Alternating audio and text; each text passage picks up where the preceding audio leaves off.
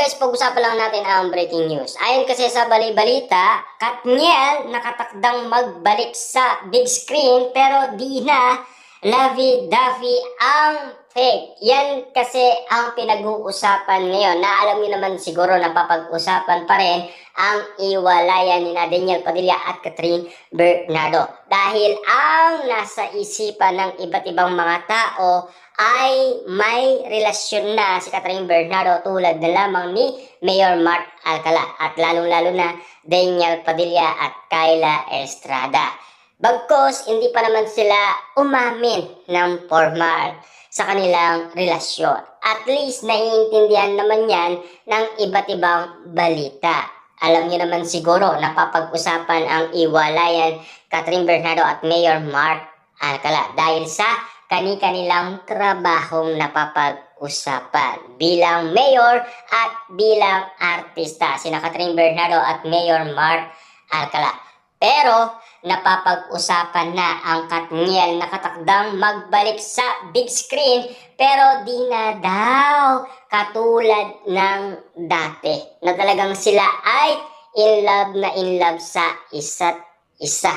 Yan kasi ang balita ng iba't ibang mga netizens. Na alam niyo naman siguro, no?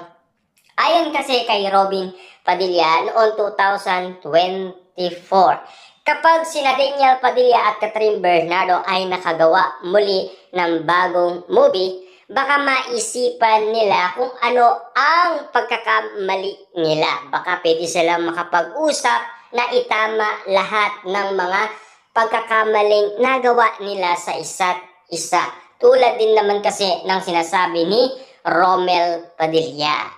May time kasi na may mga ganyan bagay na hindi natin maaalis. Normal na bagay lang daw yun. Ayon kasi sa dalawang magkapatid na si Romel Padilla at Robin Padilla. Sa ganun sitwasyon. Kasi pinagdaanan din naman nila yan. At lalo-lalo na siyempre sa ganitong sitwasyon na pinag-uusapan, may panahon na pagsisihan nila ang lahat ng mga pagkakamali nila. At least, mauunawaan natin kung ano ang bagay na pinili nila muna para isakatuparan ang mga gusto nila. Natupad naman yun.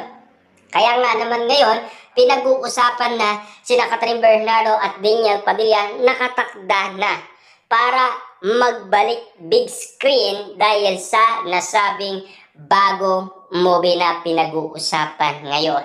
At siyempre, ready na rin si Direk Cathy dahil siya mismo ang kumausap kina Daniel Padilla at Catherine Bernardo na alam niyo naman siguro, anak-anakan niya ang dalawang yan. Pero mas nauna si Catherine Bernardo bago si Daniel Padilla.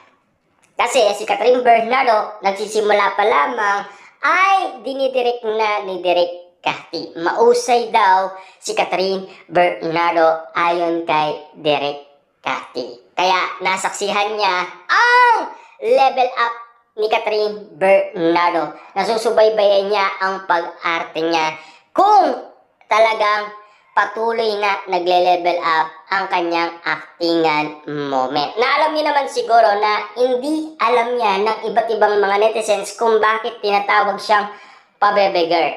Siguro sa pagiging action star, hindi kaya yon ni Catherine Bernardo dahil pang love team lang siya at sa mga horror o baka nga naman kasi kung sakaling si Catherine Bernardo ay nag-ensayo pa ng actingan moment, baka nga naman kasi mag-guide ni Daniel Padilla. Na ngayon, si Daniel Padilla may experience na bilang action star, di ba? Kaya nga naman kasi napapag-usapan na tila ang bulong-bulungan may sinabi si Catherine Bernardo sa mga fans ni Daniel Padilla. Yan kasi ang bali-balita noon na tila walang nakakaalam kundi ang mga fans lang ni Daniel Padilla. Dahil ba sa pagbabalik ni Daniel Padilla dahil sila ay nakatakda para magbalik at makagawa ng panibagong movie. At lalong-lalo na siyempre, pinag-uusapan pa rin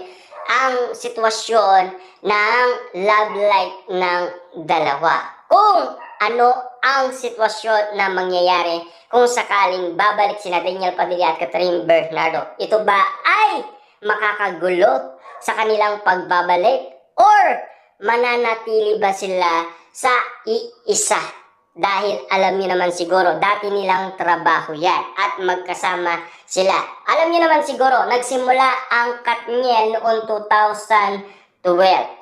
Siyempre, alam niyo naman siguro, napakabata pa naman ni Daniel Padilla at Catherine Bernardo noong sila ay pinagsama. Na alam niyo naman siguro, ang nangyayari kina Catherine Bernardo at Daniel Padilla ay maraming nagsasabing nakatadhana talaga ang dalawa sa isa't isa. Kaya nga naman kasi napapag-usapan ang dalawa hanggang ngayon. Na tila ang mga pangalan nila naging magnet na.